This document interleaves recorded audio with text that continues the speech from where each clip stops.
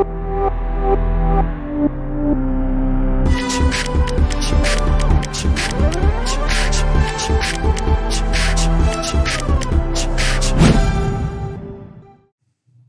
दोस्तों, अगले क्वेश्चन का बढ़ते हैं। लेट्स सी क्या बोला है। दो ट्रॉली ऐसे पैरेलली चल रहा था। ये है ट्रॉली ए और ये है ट्रॉली बी। ठीक है, ट्रॉली ए जो है वो इस तरफ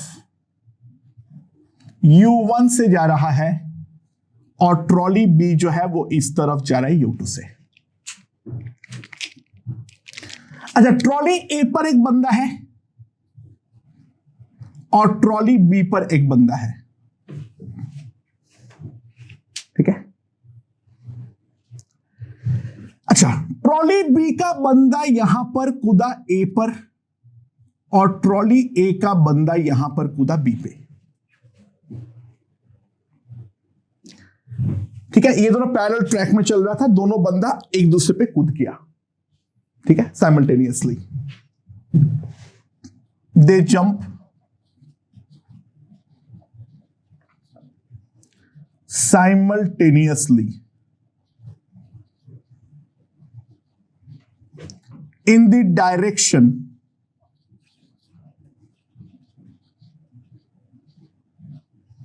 perpendicular to the motion.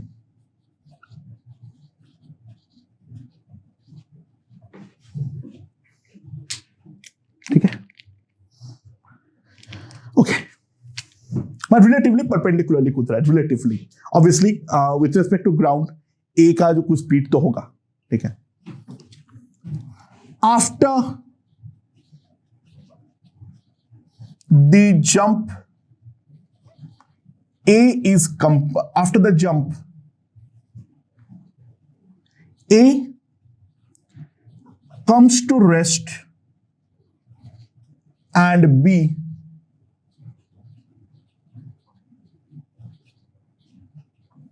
moves with constant velocity.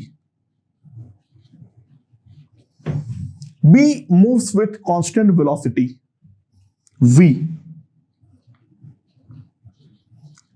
in the same direction. तो सवाल यह है, find U1 and U2. Find U1 and U2. I hope ये चीज हमें समझ में आ गया होगा। क्वेश्चन क्या है?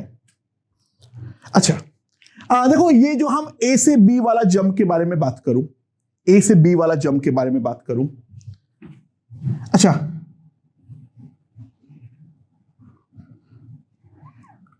ये हमारा ए वाला बंदा है। ठीक है, ये पूरा चीज पहले U1 से जा रहा था इस तरफ। ठीक है, समझ में आया? और ये वाला बंदा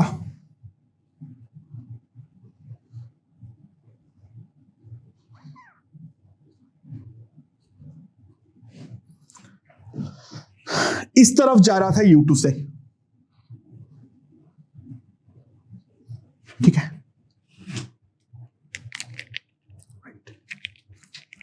तो अब क्या हुआ है, ये कुछ V3 से विथ रिस्पेक्ट टू दिस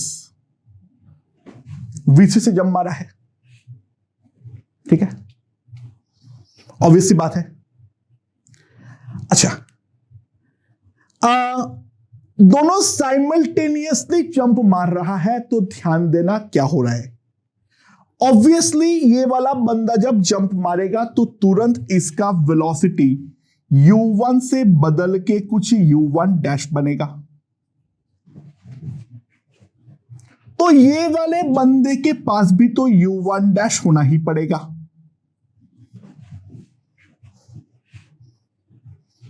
भाई तुरंत देखो, दोनों जंप के बाद ये स्टॉप हो रहा है, तो ऑब्वियस सी बात है ये U1 डैश से अगर इसके जंप मारते ही अगर इसका वेलोसिटी u1 डैश हुआ, ठीक है, तो ऑब्वियसली इसके रेस्पेक्ट में परपेंडिकुलरली कूदने पे ये v3 हमारा कोई काम का नहीं है, क्योंकि वो तो हमारा इस डायरेक्शन का मोमेंटम है, वो तो रेल्स जो है वो संभाल लेगा, जो रेल का साइड का नॉर्मल फोर्स है वो संभाल लेगा।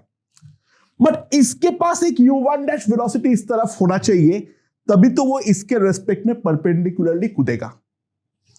और ये वाले का वेलोसिटी जैसे ही वो ऐसे कूदा, तो मान लो इसका वेलोसिटी हो गया u2 डैश, तो बंदा जो है इस डायरेक्शन में v4 और इस तरफ u2 डैश से ये कूदेगा। अच्छा बाय द वे, ट्रॉलीज वगैरह का मास वही है, ट्रॉली का इसका भी मास कैपिटल M है, वो ले लो, ठीक है, वो मैं लिखना भूल गया, ले लो। ये है at the instant of jump, ठीक है। नाउ इसका लीनियर मोमेंटम डेफिनेटली हमारा कंजर्व होना चाहिए, इसका लीनियर मोमेंटम हमारा कंजर्व होना चाहिए।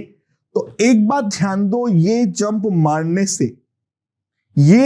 मारने से कोई फर्क नहीं पड़ेगा, क्योंकि पहले भी capital M plus small m मास u1 से जा रहा था। मतलब मैं क्या लिख रहा हूं देखो, capital M plus small m into u1 is equals to capital M u1 dash plus small m u1 dash.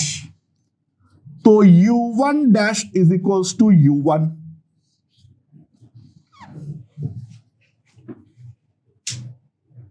और similar logic u2 dash will be equals to u2। तो ऑब्वियस सी बात है, कोई फर्क नहीं पड़ता है, ये जो जंप दोनों ने मारा है उस पे कोई फर्क नहीं पड़ेगा। हां, अब जाके ये वाला बंदा u1 से जाने के बाद, ठीक है, इस चीज के ऊपर लैंड किया है और तब इसका फाइनल वेलोसिटी v बना है। मतलब मैं ये वाला बंदे का इसके ट्रांसफर के बारे में अगर बात करूं, तो ये वाला बंदा भाड़ में जाए वर्टिकल, हॉराइजेंटली u1 डैश से जा रहा था, मतलब u1 ही है वो, और ये हमारा चढ़ रहा है मास कैपिटल M जो कि हमारा u2 से चढ़ रहा है, और फाइनल सिनेरियो पे जब चढ़ जाएगा तब ये पूरा system capital M plus small m का सिस्टम v से मूव करेगा। यानी मैं फर्स्ट इक्वेशन जो लिख सकता हूं वो है small m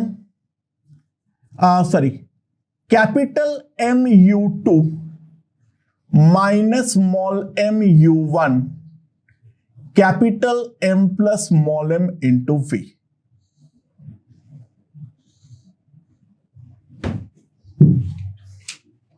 That is the first solution we can write. और दूसरा जो सिनेरियो है, जो ये वाला बंदा यहां पर गया है, उसके सिनेरियो के बारे में अगर देखूं तो कैपिटल M वाला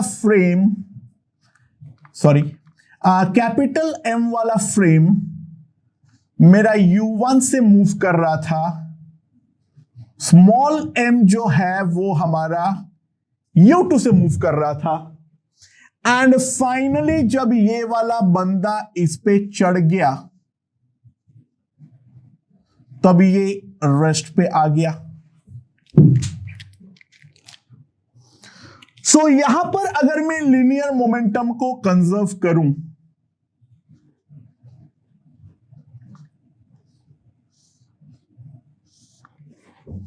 capital M u1 minus small m u2 will be equals to 0।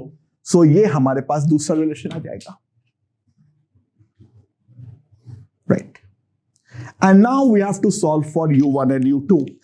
It's pretty simple and straightforward. कोई एक को एलिमिनेट कर देता हूं। u2 में क्या लिख सकता हूं,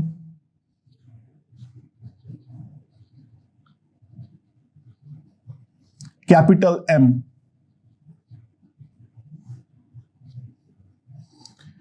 सो u1 हमारे पास आ जाएगा स्मॉल m बाई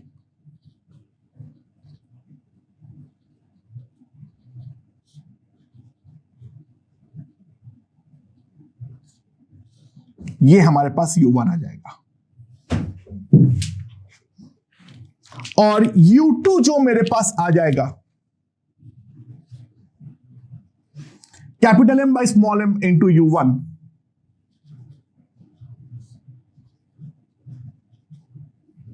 ये है हमारा u1 और u2 का वैल्यू। तो हमें ये जंप पहले ये समझना पड़ेगा, जो जंप किस तरीके से हो रहा था, तभी जाके ये क्वेश्चन को हम समझ पाएंगे। तो दो चीज को एनालाइज करना है। दोनों ने जब इस ट्रॉलीज को छोड़ा, रिलेटिवली परपेंडिकुलरली छोड़ेगा तो ट्रॉली को डिस्टर्ब नहीं करेगा, ठीक है।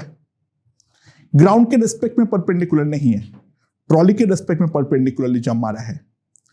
हां, लेकिन जब दोनों साथ में धप से कूदेगा, उस टाइम पे डेफिनेटली मोमेंट वेलोसिटीज पे इफेक्ट पड़ने वाला है। उसके करस्पॉन्डिंग एनालिसिस हमें पूरी तरीके से समझना है। तो बेसिक लेवल पे मोमेंटम कंजर्वेशन कैसे करना है, उसके रिगार्डिंग एक ब्रीफ आइडिया आई होप तुम लोगों को यहां से लग चुका है, right. We now move on to impulse.